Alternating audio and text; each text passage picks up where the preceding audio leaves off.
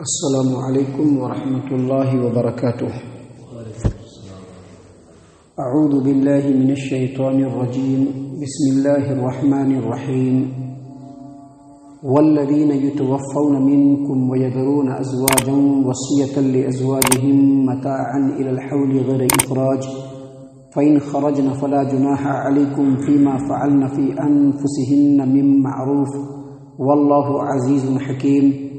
وَلِلْمُطَلَّقَاتِ مَتَاعٌ بِالْمَعْرُوفِ حَقًّا عَلَى الْمُتَّقِينَ كَذَلِكَ يُبَيِّنُ اللَّهُ لَكُمْ آيَاتِهِ لَعَلَّكُمْ تَعْقِلُونَ۔ محترم سامعین کرام، سورۃ البقرہ سورہ نمبر 2 اور اسی سورت سے ابھی آپ کے سامنے آیت نمبر 240، 241، 242 یعنی 240، 241، 242 یہ 3 آیات ابھی آپ کے سامنے تلاوت کی گئی۔ اللہ تبارک و تعالیٰ نے فرمایا والذین یتوفون منکم، تم میں سے کسی شخص کی وفات ہو جائے، ویذرون ازواجا، اور بیویاں چھوڑ جائے یعنی بیویاں بحیات ہو۔ اللہ فرماتے ہیں وصیۃ لازواجہم، تو شوہروں کے لیے یہ حکم ہے کہ وہ اپنی بیویوں کے حق میں وصیت کرے۔ وصیۃ لازواجہم، اپنی بیویوں جو بیوہ ہو گئی ہیں ان کے حق میں وصیت کر کے جائے۔ کیا وصیت کر کے جائے؟ متاعا الی الحول، کہ اس کو 1 سال تک کھانا خرچہ ملے گا، غیر اخراج، اور گھر سے بھی نہیں نکالا جائے گا، یعنی کھانا خرچہ اور رہنے کی جگہ 1 سال تک دینا ہے۔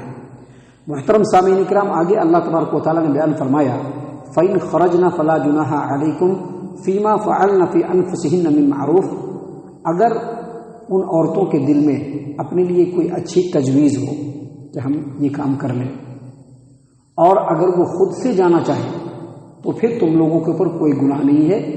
آگے اللہ تبارک و تعالیٰ نے فرمایا واللہ عزیز حکیم، اور اللہ تبارک و تعالیٰ صاحب اقتدار ہے، غالب ہے اور حکمت والا ہے۔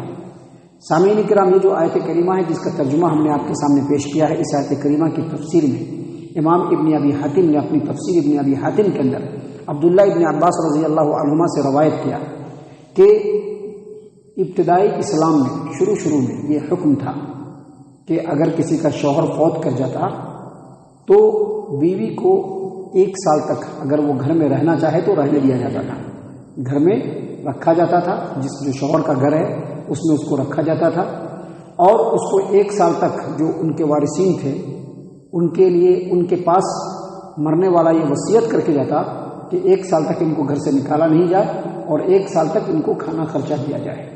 لیکن جب اللہ تبارک و تعالیٰ نے میراث کی آیت کریمہ نازل فرمائی، میراث کی آیت کریمہ جس میں اللہ تبارک و تعالیٰ نے بیان فرمایا، سورہ نساء کے اندر ہے کہ مرنے والا جو کچھ چھوڑ کے مرے، قریبی رشتہ دار، اس میں عورتوں کا بھی حصہ ہے، مردوں کا بھی حصہ ہے۔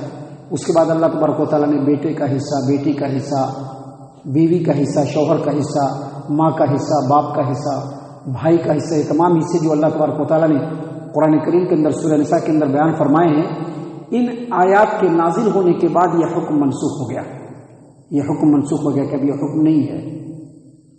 اور اس کے بعد عورتوں کے لیے شوہر جو مر چکا ہے اس کے آستی میں سے، اس کے ترکے میں سے یا تو 4واں حصہ یا پھر 8واں حصہ مقرر کر دیا گیا۔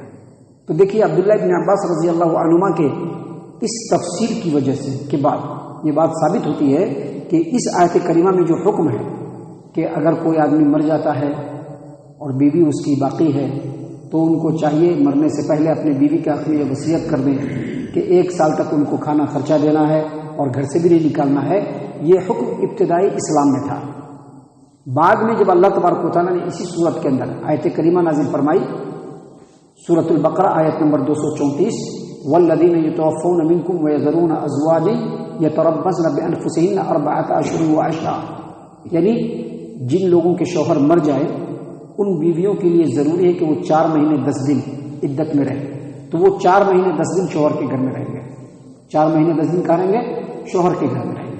اور اللہ تبارک و تعالیٰ نے قرآن کریم کے اندر میراث کی آیت نازل فرمائی جس میں بیویوں کا جو حصہ ہے وہ کس طرح سے ہے کہ اگر اولاد نہ ہو تو بیوی کو پورے مال کو 4 جگہ تقسیم کر کے 4واں حصہ، اور اگر اولاد ہو تو پورے مال کو 8 جگہ پہ ڈیوائڈ کریں گے 8واں حصہ بیوی کا ہوگا اور پھر باقی جو بچیں گے وہ سب جو دوسرے وارثین ہیں اس کے اندر تقسیم ہو جائیں گے.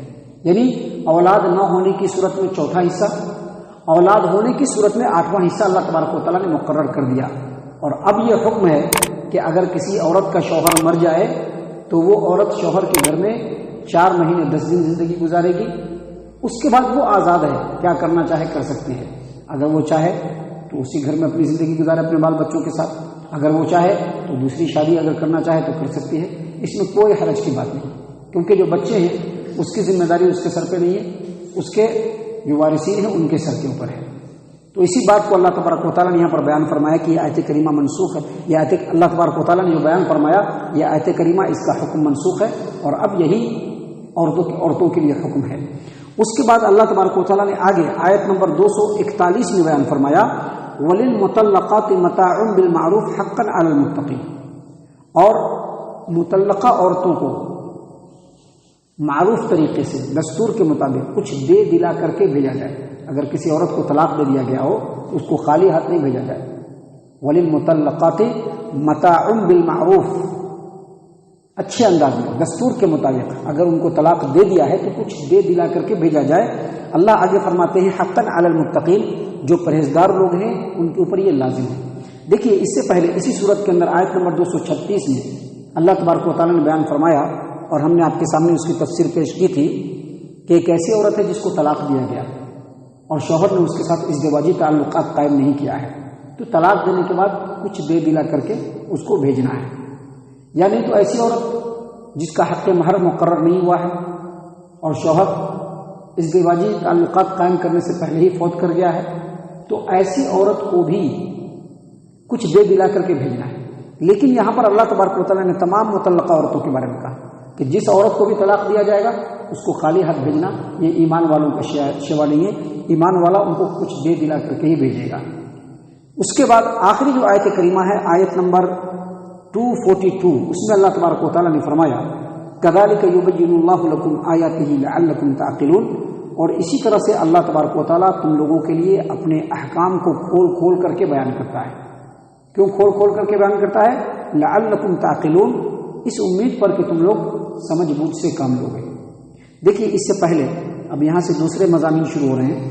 اس سے پہلے جو تفسیریں آپ کے سامنے پیش کی گئی ہیں اس میں اللہ تبارک و تعالیٰ نے نکاح کے بارے میں، طلاق کے بارے میں، عدت کے بارے میں، رضاعت کے بارے میں، طلاق کے بعد کیا ہوگا کس طرح سے ہوگا، ان چیزوں کے بارے میں جو خالص آئلی سماجی اور معاشرتی احکام ہیں ان کو اللہ تبارک و تعالیٰ نے بیان فرمایا. اور ان تمام چیزوں کو بیان کرنے کے بعد اللہ تبارک و تعالیٰ نے کہا کہ ان چیزوں کو چھوٹا نہیں سمجھنا بلکہ یہ اللہ کے احکام ہیں اور ان کے اوپر عمل کر کے اللہ تبارک و تعالیٰ کی رضامندی حاصل ہوتی ہے. لہذا ان چیزوں کو خوب غور سے سمجھ کر کے جس طرح سے اللہ تبارک و تعالیٰ نے زندگی گزارنے کے لیے کہا ہے، ان حکموں پر عمل کرنے کے لیے کہا ہے، اس پر اسی طرح سے حکم کرنا، اسی طرح سے عمل کرنا، جیسا حکم کیا ہے ویسا عمل کرنا، یہی عقل مندوں کا شیوا ہے. یہ طلاق کے معاملے میں یا عدت کے معاملے میں دوسری چیزوں کے معاملے میں جو لوگ چھوٹی چھوٹی گنجائشیں نکالتے ہیں، نہیں ایسے بھی چلتا، نہیں ایسے بھی چلتا، اللہ تبارک و تعالیٰ اس بات کو پسند نہیں فرماتے ہیں. اسی لیے اللہ تبارک و تعالیٰ نے فرمایا كَذَلِكَ يُبَيِّنُ اللَّهُ لَكُمْ آيَاتِهِ، اللہ تبارک و تعالیٰ اسی طرح سے تم لوگوں کے لیے اپنے احکام کو کھول کھول کر کے بیان کرتا ہے تاکہ تم لوگ سمجھ بوجھ سے کام لو. یہاں سے یہ سارے مضامین اب ختم ہوئے. اب آگے اللہ تبارک و تعالیٰ نے دوسرے مضامین اس صورت کے اندر بیان فرمائے ہیں جس میں اور بھی بہت سارے احکام ہیں جو اللہ تبارک و تعالیٰ نے بیان فرمائے ہیں. ہم اللہ تعالیٰ سے دعا کرتے ہیں کہ اللہ تبارک و تعالیٰ ہم تمام کو اللہ تبارک و تعالیٰ کے احکام پر، اللہ تبارک و تعالیٰ کے آیات کے اوپر خوب غور و فکر اور تدبر کرنے کی توفیق عنایت فرمائے. اللہ تبارک و تعالیٰ ہم تمام کو صحیح معنوں میں پکا سچا مومن مسلمان بنائے. اللہ اور اس کے رسول صلی اللہ علیہ وسلم کی اطاعت و فرما برداری کرنے والا بنائے. صحابہ کرام رضی اللہ عنہم کے طریقے پر چلنے والا بنائے. جنت الفردوس میں جگہ عطا فرمائے. اے اللہ ہم تمام کو جہنم سے پناہ دے. اے رب العالمین ہم تمام کو جہنم سے پناہ دے. اے مالک الملک ہم تمام کو جہنم سے پناہ دے. آمین یا رب العالمین. وما علینا الا البلاغ المبین.